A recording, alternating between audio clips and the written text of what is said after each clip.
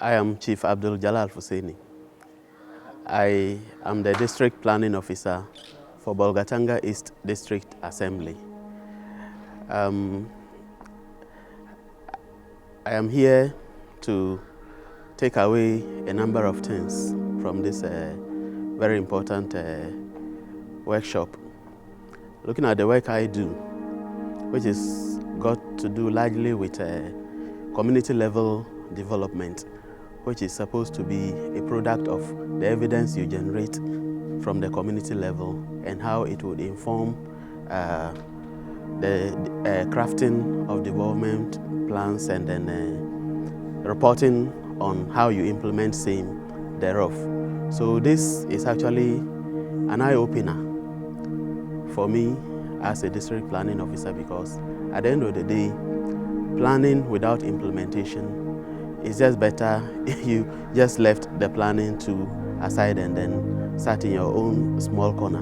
So coming to learn how to draft a policy brief, for me, is really to the core of the work I do, because at the end of the day, when we plan, we intend to implement and implement very well. How do we get implementation carried out?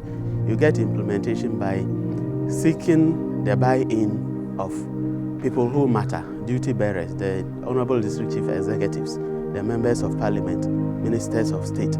So if you are able to kind of come, as I am here to learn how to prepare a policy brief, I'll be able to prepare catchy policy briefs that will get the attention of my Honorable District Chief Executive, my Honorable Member of Parliament, and other key people in society, so that at the end of the day, the very problems that we want to address in our communities, we will get people who matter to buy into releasing resources for us to kind of address those problems, because they would have been clearly stated in policy briefs that we will prepare after this very important engagement. To add another leg to it, I think the use of AI has come to stay. With AI and the work I do, I would be able to kind of polish up documents such as the medium-term development plan, the annual and quarterly progress reports, which we submit to the National Development Planning Commission. And when you are able to prepare these documents and they are of good quality and they respond to the needs of the people, chances are that you are going to get the buy-in of development partners, donors, and what have you. And in fact, even from central government, you are going to be able to secure more funding from central government through the district assembly assessment performance tool, that is DPAT. I think that is what the little I have to say in regards to this.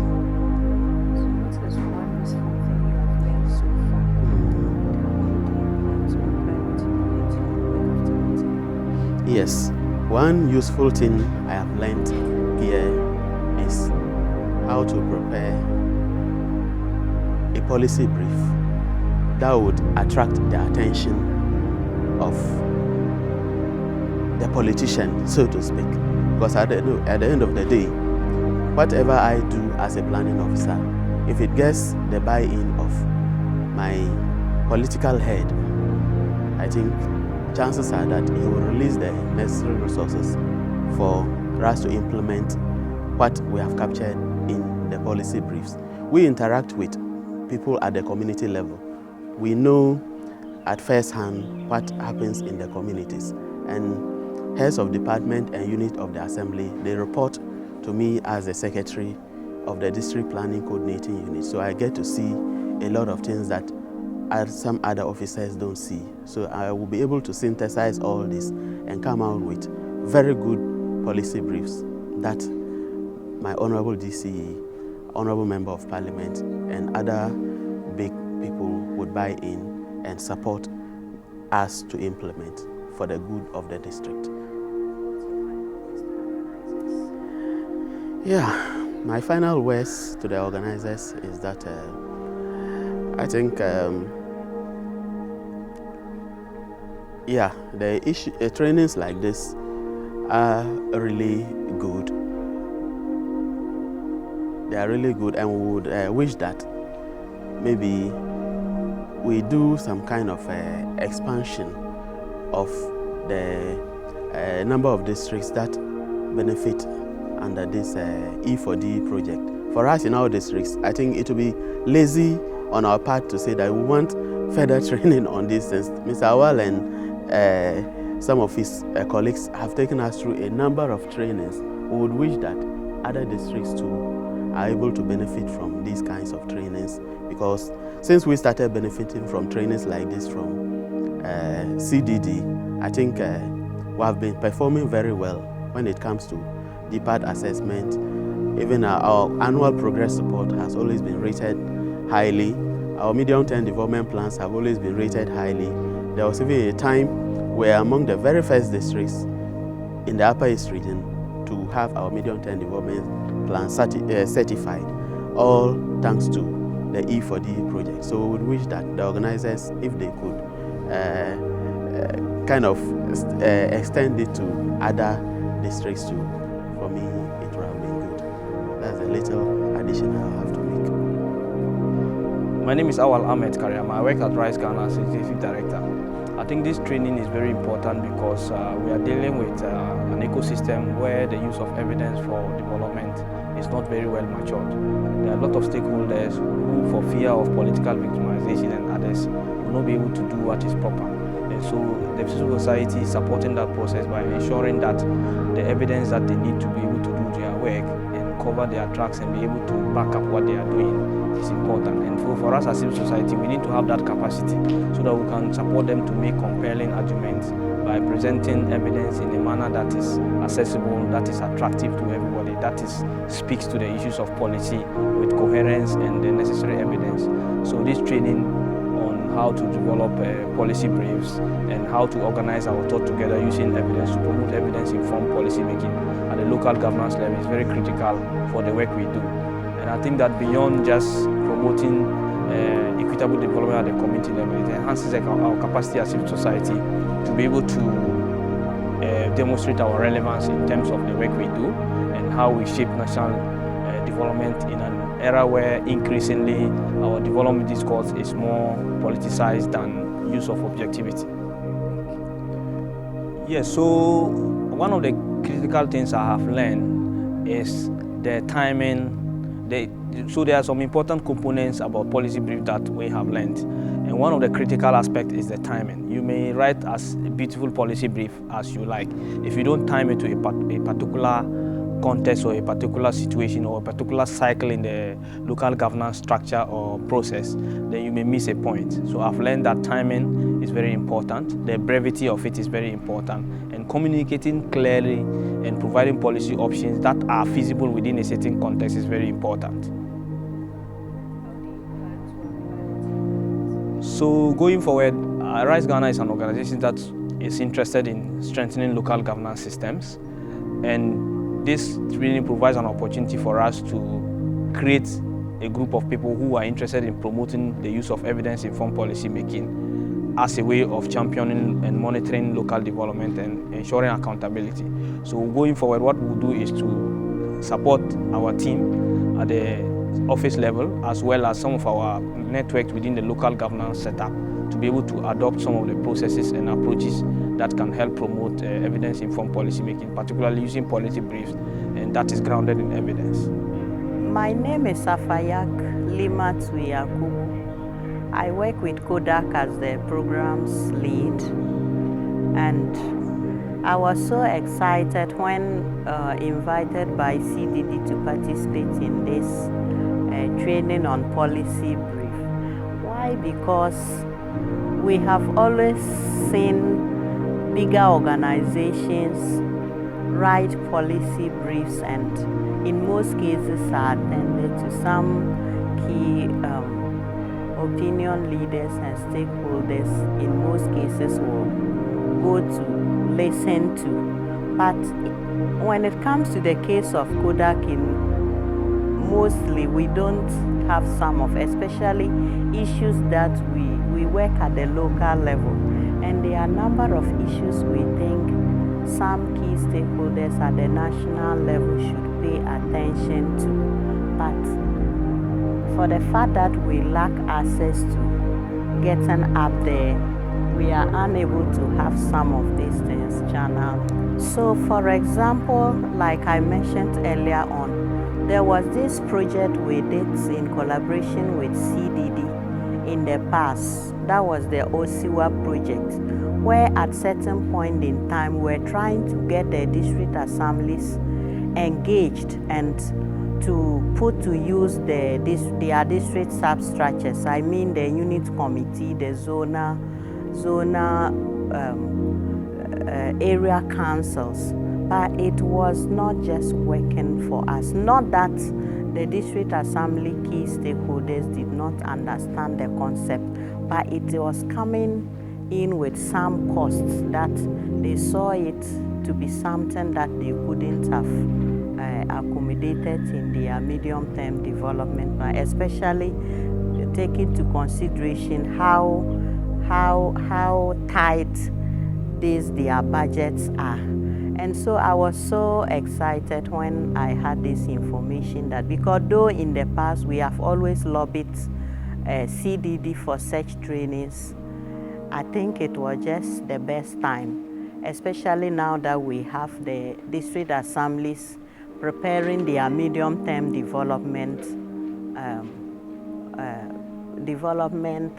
plans.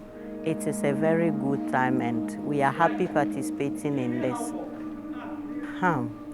So throughout the training, I think the emphasis has always been on the structure, getting the structure right, and being able to have your policy brief appealing to the listener or the reader.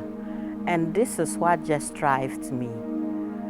This has just been what strived me from the beginning of the session. I'm just hoping that after here, I'm committing myself to publishing 2 for this quarter.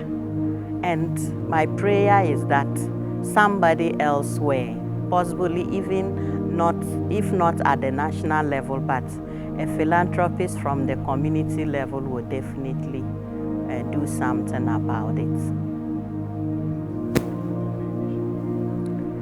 Yes, with this knowledge acquired, we will use it as an advocacy organization to advocate for more developmental issues changed in our communities, especially the districts that we work with.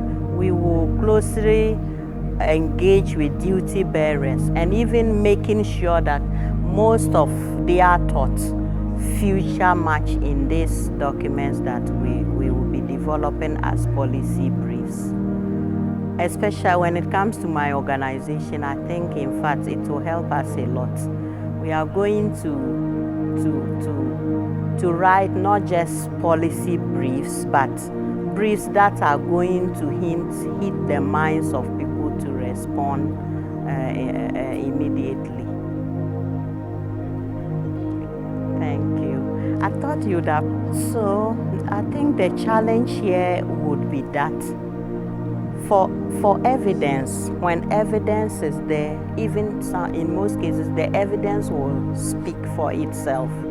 But here is the case, we have the evidence in the hands of some of these women. I'm just throwing light on some USAID projects that has been abandoned.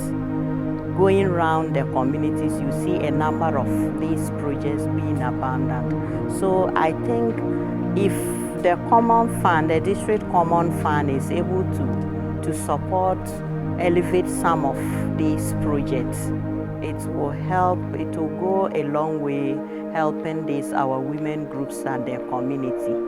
It will help them it will help the project to meet its intended benefits. My name is Sofo Yumza, and I work for Simba Ghana as the Executive Director.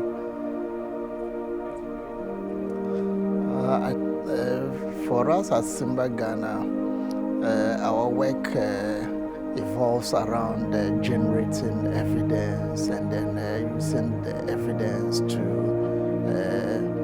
engage policy makers and then also communities that we work with. And so more often the challenge we face is how we disseminate that evidence, kind of like converting this complex data that we generate into easily consumable policy proposals for the policymakers we work with and then the communities we work with. And we thought that the policy brief comes in as a tool that could help us to be able to communicate this evidence we generate for our work at the subnational level and at the community level. So like I said, how we are able to simplify the complex data we generate and how we are able to interpret that data to make it a communicatable material for the policymakers to act on it had always been a challenge. Sometimes you have the evidence and then it's one thing having the evidence and it's another thing making the people who are supposed to use the evidence understand how the evidence can work for them. And so that has always been a challenge for us as an organization. I think that the entirety of the training has been useful, from trying to identify problems for policy brief purposes, trying to analyze those problems and trying to fit in the evidence that you have generated yourself and then developing the policy options and also communicating the policy options, especially the tool that we have been presented with, how to be able to select the best policy option out of several other policy options has been very, very useful. And I think this will impact our work a lot. Well, straightforward. We have a lot of data sitting in our files, and then straight away we'll start developing policy briefs from all these data. There are a lot of reports we have prepared, and some of them we have already communicated to the policymakers, but not in a simplified way as the policy brief approach would present us. So straightforward, we'll have to develop policy briefs for all these works that we have done. I think that the biggest change I am foreseeing is how we are able to tie our recommendations for all these evidence work we are doing to the annual action plans and budgets of the different districts that we are working with. And I think that once we are able to do that, then the evidence uptake would improve and it will increase. And I think immediately we are already thinking about how that is going to influence a lot of interventions in these districts that we are working in.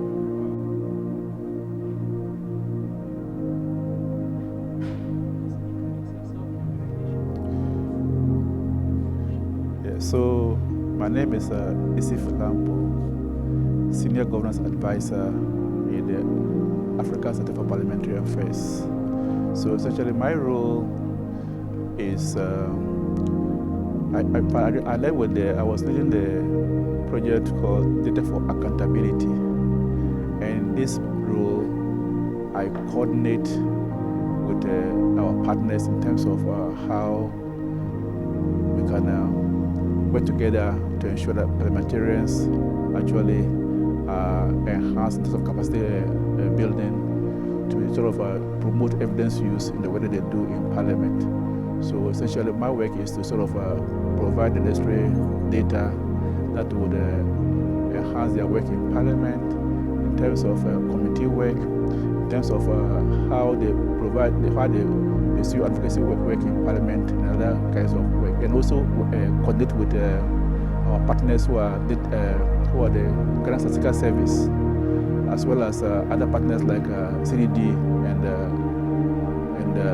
ACID, in terms of how we can collaborate with stakeholders like local assemblies to ensure that all the things that they do, the data is the center of their work, and all the gaps that are identified in terms of their work at that level are addressed in ways that makes their work much more effective and efficient.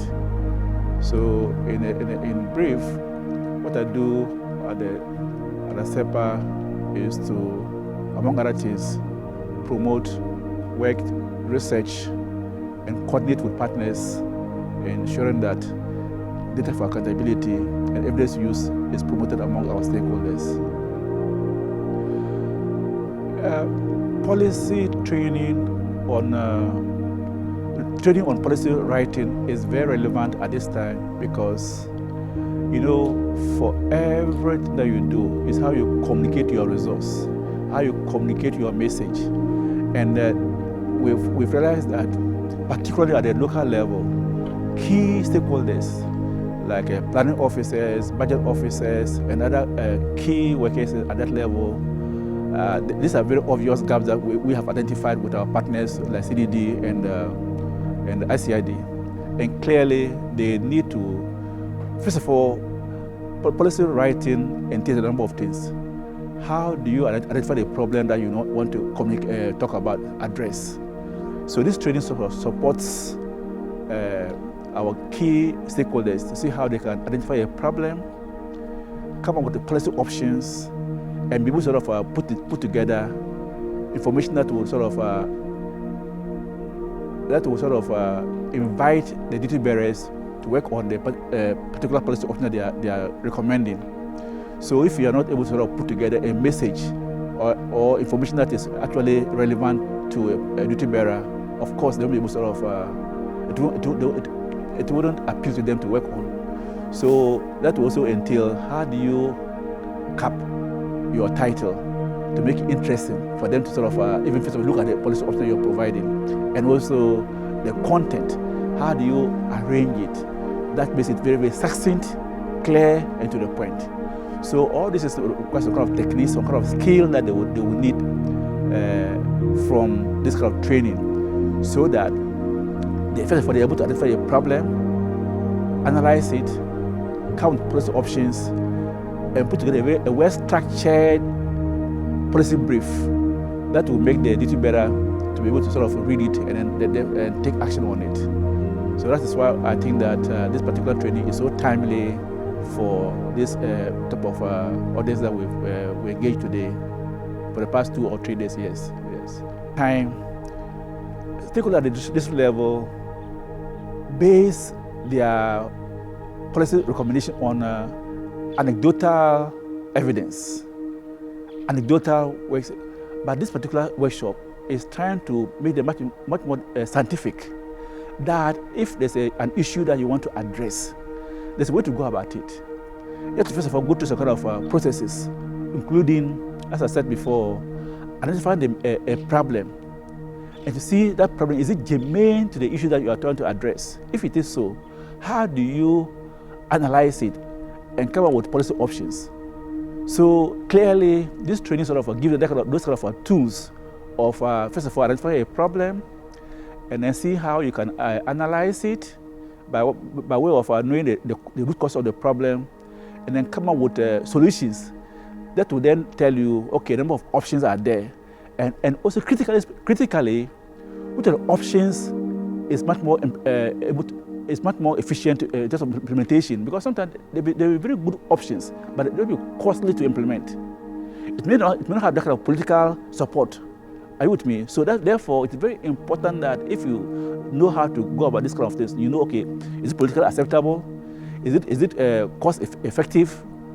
Is it something that is germane to the interest of people? So if you look at all these options, you then can come out with a recommendation to the duty bearer that this policy option, in your view, based upon your analysis, is much more likely to be implemented than the other one for this number of reasons, that it's politically acceptable, that it is cost-effective, that it is relevant to the issue that you're going to address.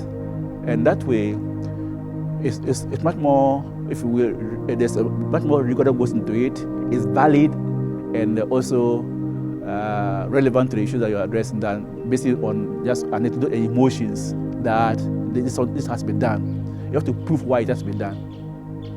Proof policy writing gives you the information, the evidence that you can base your advocacy on. In fact, realize that when you are advocating, it is based upon evidence, it's based upon data, then your list is much more credible.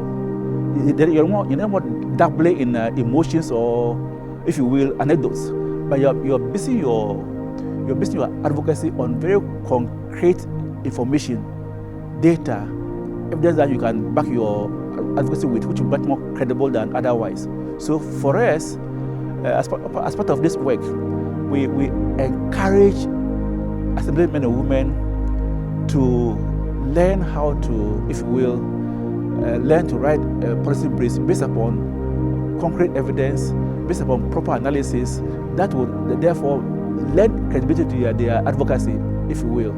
That way, if they engage the duty bearer, they have much more, much more credibility, and it's more likely to be accepted than otherwise.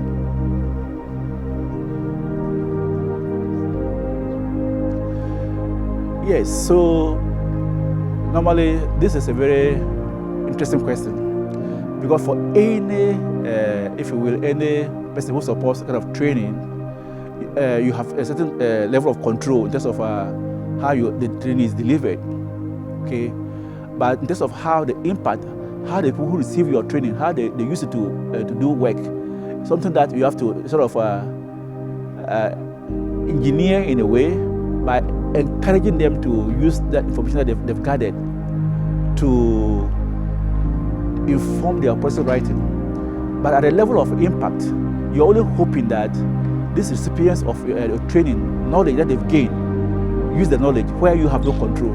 But we're hoping that based upon their own commitments, who they are making, and they will make it tomorrow as well, they're going to they will go to a follow up, which is why I'm calling engineering. So our role is to engineer that knowledge.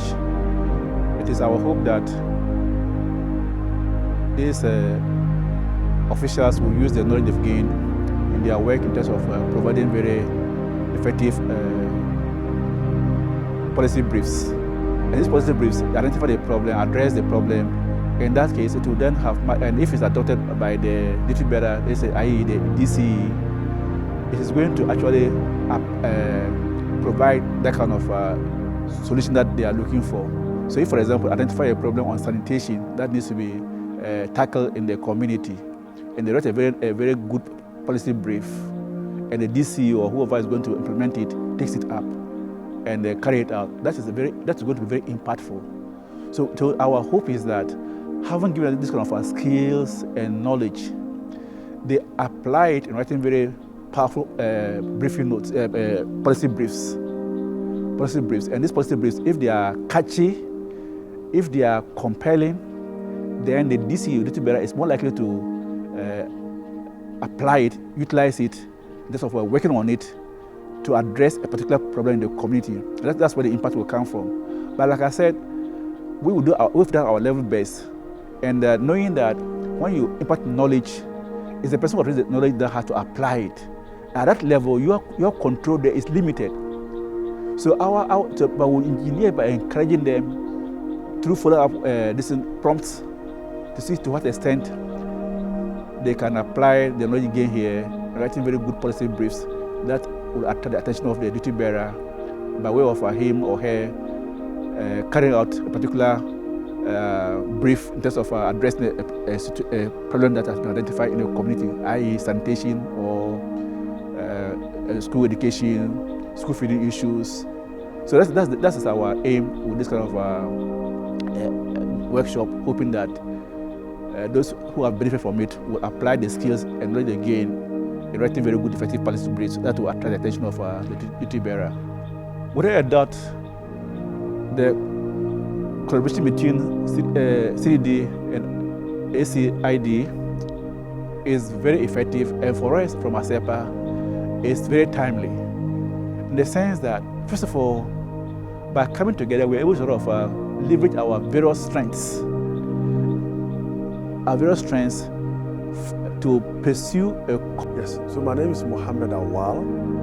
I am the research manager at CDD Ghana and also the team leader for governance and social accountability practice. And I also manage the evidence for development projects, which is the purpose for why we had this workshop here today. Thank you very much. We have been working with 3 districts where we are supporting to strengthen evidence use in this district. As part of the initiative, we were able to set up 3 communities of practice and supported them with a number of capacity building in terms of generating data, localized data to inform policy and practice. The next phase of the intervention is how we can communicate this evidence that is generated locally to inform decision making. And it is to support this initiative that we partnered with one of our other Hewlett grantees, Africa Center for Development Impact, to kind of support all of us, to train us on how we can develop policy useful briefs, to be able to communicate the evidence that we are generating through a number of initiatives to generate evaluations, to support both decision making at the local level, but also most importantly to reporting to national level in terms of what the local governments, the district assemblies that we are supporting under the Evidence for Development initiative. One of the most important gaps in supporting evidence use is how we communicate evidence.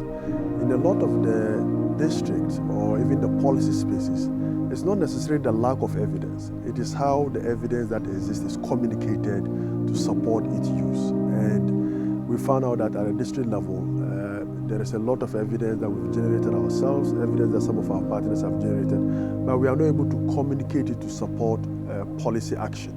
And so this training, this capacity building is actually to fill that gap so that we are able to communicate in very clear language. We are able to offer policy recommendations that are relevant for context to be able to enable actions to be drawn from. There are a number of ways. One of it is that in the communities of practice that we set up as part of this initiative, we have civil society organizations who are members of these communities of practice. They will develop this policy and use them as advocacy tools to advocate, to ask for certain actions to be undertaken.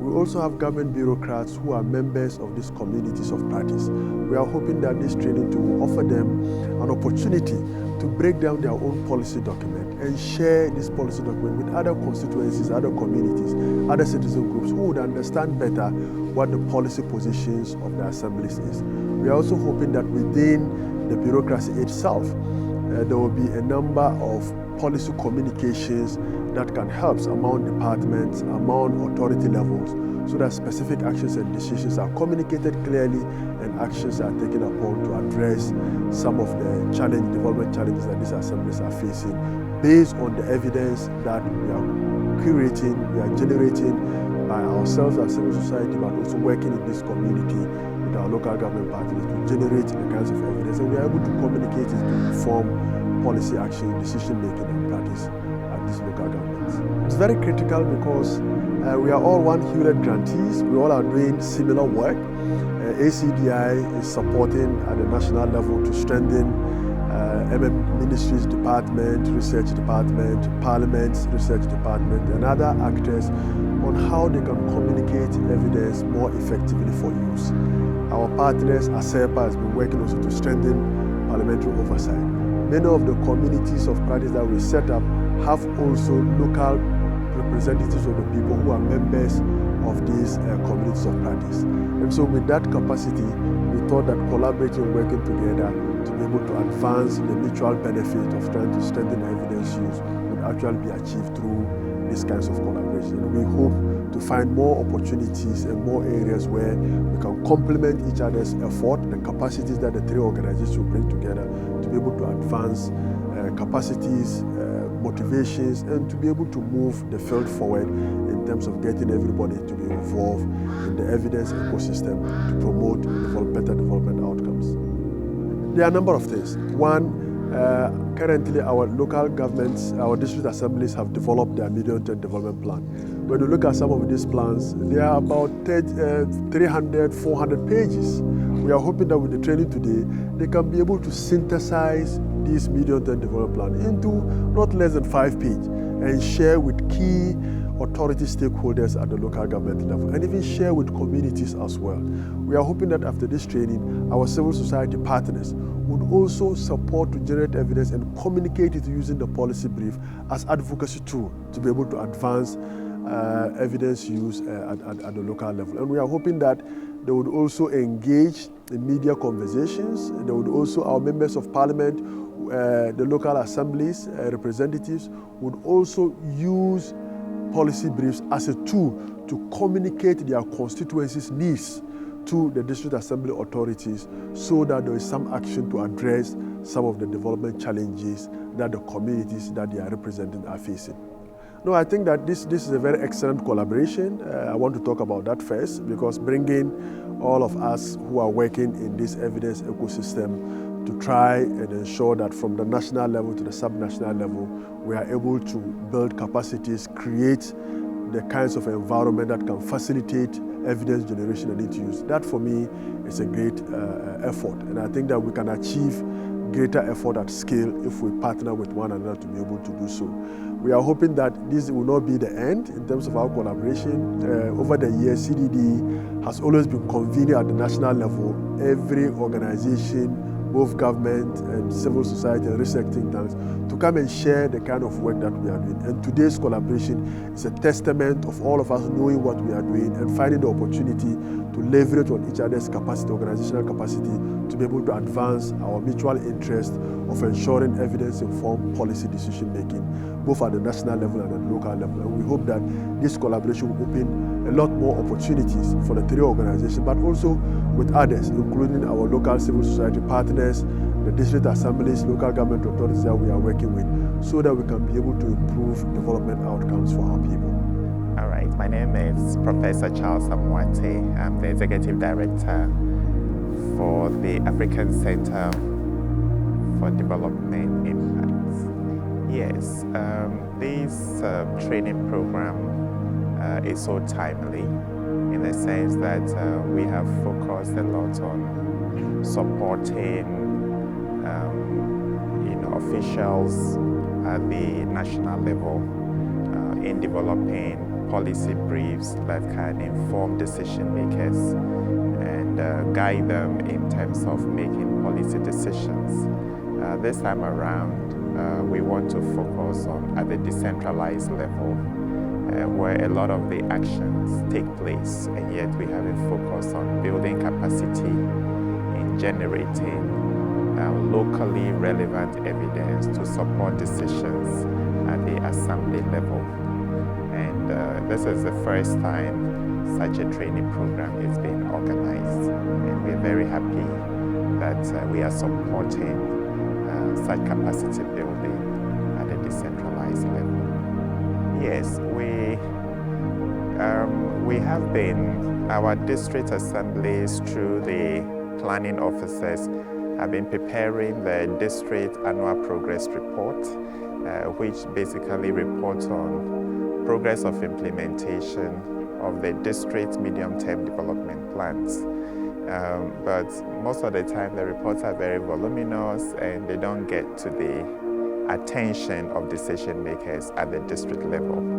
And so this training is basically building our development planners' capacity, be able to synthesize this annual report into